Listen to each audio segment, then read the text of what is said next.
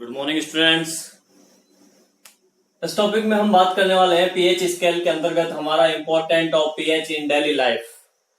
क्या इंपॉर्टेंस है importance of pH in daily life. Daily life में पीएच का क्या इंपॉर्टेंस है उसकी बात करते हैं। यहाँ पे कुछ टॉपिक मैंने लिखे हैं, कुछ इंपॉर्टेंस कहाँ कहाँ यूज हो रहे हैं। Acidity in stomach, tooth decay, sting of insects, acid rain and pH of soil. ये टॉपिक जैसे ही आपने देखे हैं वैसे आपके माइंड में आ गया होगा कि कहाँ क्या यूज हो रहा है। फिर भी मैं आपको एक्सप्लेन कर देता हूं। देखिए फर्स्ट ऑफ हमारा है एसिडिटी इन स्टोमक। एसिडिटी कई बार क्या होता है, हम नियमित रूप से फूड नहीं लेके, कोई टाइमिंग नहीं होता, जब चाहे जब खा लिया, पेट भर के खा लिया या उल्टी सीधी चीजें खा ली, ठीक है ना। तो बहुत सारी चीजें खाने से क्या होता है, हमारा डाइजेशन खराब हो जाता है। फिर फूड को जो है पचाने के लिए, फूड को डाइजेस्ट करने के लिए जो है बहुत मेहनत करनी पड़ती है, जिससे कि हमारा जो स्टोमक में HCl एसिड होता है जिसका पीएच जनरली 1.2 के समथिंग होता है, तो वो जो 1.2 के समथिंग पीएच होता है वो क्या है, इंक्रीज हो जाता है। ज्यादा HCl रिमूव करेगा स्टोमक, तो ज्यादा HCl निकालेगा फूड को डाइजेस्ट करने के लिए, तो उसका पीएच क्या होगा, और स्ट्रॉन्ग हो जाएगा वो पीएच, जिससे कि अंदर जलन महसूस होती है, ठीक है ना, अल्सर हो सकते हैं। जब वो अंदर से जलन सी महसूस होती है, आग लगती है, तो उसको एसिडिटी बोलते हैं। तो वहां पे भी पीएच जो है वो एसिडिटी के अंदर जो है पीएच का इम्पोर्टेंस है ये पीएच, क्योंकि उस पीएच के अकॉर्डिंग ही हम जो है एसिडिटी वगैरह होती है, फिर उसको हम इनो वगैरह लेके, मिल्क ऑफ मैग्नीशिया टाइप की कुछ MgOH का होल ट्वाइस है, मैग्नीशियम हाइड्रोक्साइड वगैरह की कुछ कंपाउंड से बने हुए हैं, दवाइयां बनी हुई हैं, वो लेते हैं, जिससे कि फिर हम ठीक होते हैं। तो बेटर है कि हम सही तरीके से और कम फूड खाएं, कम भोजन करें। एक टाइम में थोड़ा करके खा लीजिए आप, मतलब पूरे दिन में 4 बार खा लो, 5 बार खा लो, लेकिन एक साथ ज्यादा ना खाएं, उससे एसिडिटी की पॉसिबिलिटी बढ़ जाती है। तो सेकंड है टूथ डिके। हमारा जो मुंह का जो पीएच है वो जनरली 5 होता है, 5 पीएच के समथिंग होता है। अब क्या करते हैं, हम खाने के बाद में ब्रश नहीं करते कई बार, या फिर दिन भर तो ब्रश कर नहीं सकते, जब दिन भर खाते रहते हैं तो दिन भर ब्रश नहीं करते, 1 टाइम या 2 टाइम करते हैं मैक्सिमम। तो होता क्या है कि फूड के जो छोटे छोटे पार्टिकल्स हैं वो हमारे दांतों में फंस जाते हैं। अब मुंह के अंदर बैक्टीरिया होते हैं, लाखों बैक्टीरिया होते हैं। वो बैक्टीरिया क्या करते हैं, उन छोटे छोटे पार्टिकल्स जो फूड के हैं उनसे अपना फूड बनाते हैं।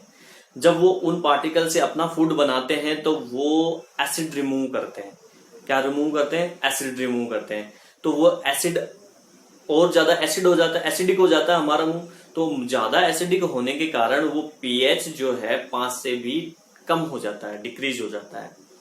अब स्ट्रॉन्ग एसिड बनने लगता है, मतलब ठीक है, धीरे धीरे, जिससे कि वो एसिड क्या करता है, हमारे जो दांत का ये इनेवल है, ऊपर वाला पार्ट, इसको डैमेज करता है, ठीक है ना।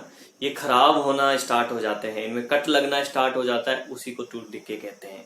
इसलिए बेटर है कि सुबह शाम, कम से कम सुबह शाम जो है आप ब्रश करें खाने के बाद। सही तरीके से ब्रश करने का भी एक तरीका होता है, उस सही तरीके से आप ब्रश करें ताकि दांत साफ रहें और फूड के पार्टिकल्स दांतों के बीच में फंसे हुए ना रहें, तो बैक्टीरिया नहीं लगेगा। स्टिंग ऑफ इंसेक्ट्स का जो स्टिंग होता है उनमें भी एसिड होता है। आंट, नेटल स्टिंग तो एक प्लांट है, हालांकि हनी बी है, इनमें जनरली फार्मिक एसिड होता है।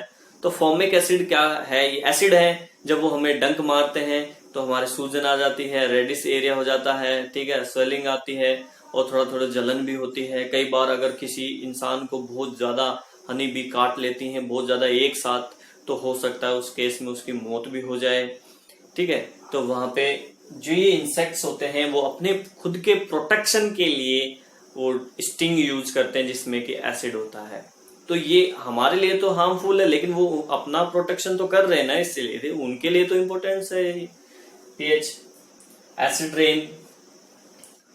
एसिड रेन की अगर बात करें तो जो रेन, नॉर्मली जो रेन होती है उसका पीएच लगभग 5 और 6 के बीच में होता है मोस्टली।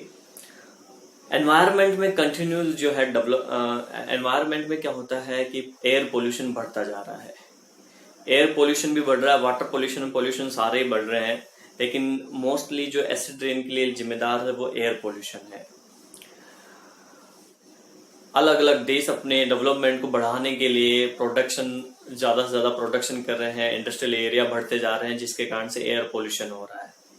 एयर पोल्यूशन होने के कारण क्या होता है कि एनवायरनमेंट के अंदर जो एयर पोल्यूशन होता है तो उससे जो NO है, NO2 है, SO2 है और CO2 गैस जाती है एनवायरनमेंट में, एटमॉस्फेयर में। ये वाटर मॉलिक्यूल्स के साथ में रिएक्ट करके HNO3 एसिड बनाता है, नाइट्रिक एसिड।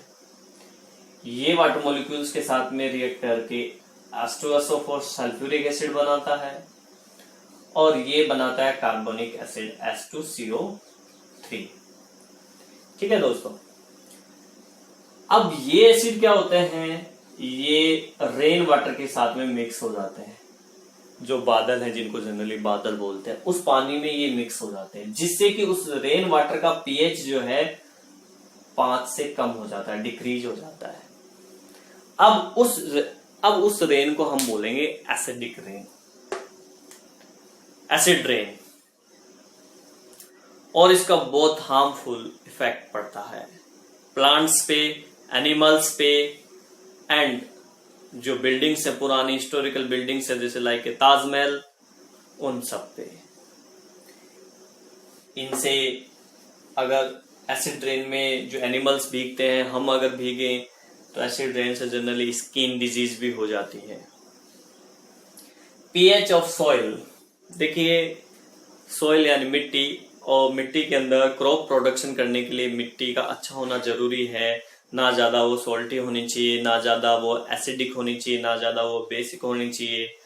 एक अच्छी तरीके की मिट्टी होनी चाहिए। पर क्या है, एसिड रेन हो रहा है, मान लीजिए एसिड रेन हो रहा है तो पानी जो है मिट्टी में मिलेगा, एसिड के साथ में मिक्स करेगा तो वो और ज्यादा एसिडिक हो जाती है मिट्टी, ठीक है ना। या फिर किन्हीं और रीजन से क्या हो सकता है वो ज्यादा बेसिक हो जाए। ऐसी कंडीशन में उस मिट्टी के अंदर क्रॉप प्रोडक्शन ठीक से नहीं हो पाएगा।